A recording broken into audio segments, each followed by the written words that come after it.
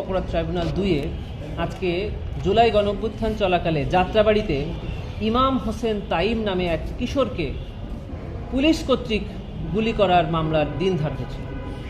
আপনারা জানেন যে ইমাম হোসেন তাইম একজন পুলিশ কর্মকর্তার ছেলে এবং তাকে সরাসরি আরেকজন পুলিশ কর্মকর্তার গুলি করার ভিডিও আমরা সোশ্যাল মিডিয়াতে দেখতে পাই। আমরা দেখতে পেয়েছি যে ইমাম হোসেন তাইমকে তার বন্ধু পেছন থেকে জাপটে ধরে সরিয়ে নিয়ে যাওয়ার চেষ্টা করছে এবং একজন পুলিশ কর্মকর্তা তাইমের খুব কাছে এসে বন্দুক টার্গেট করে তাকে বারবার গুলি করছে। সেই মামলার আজকে অভিযোগ গঠনের দিন ধার্য ছিল। মাননীয় ট্রাইব্যুনাল 11 জন আসামির বিরুদ্ধে অভিযোগ গঠন করেছেন এবং পরবর্তী তারিখ দিয়েছেন সাক্ষ্য নির্ধারণের জন্য। এই মামলায় 2 জন আসামি গ্রেফতার হয়ে আদালতে আছেন।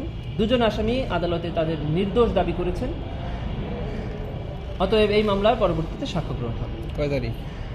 ট্রাইব্যুনাল 1-এ আমরা দেখছি একজন বিচারক বসছেন না, ওই দিনই হবে যেদিন। হ্যাঁ।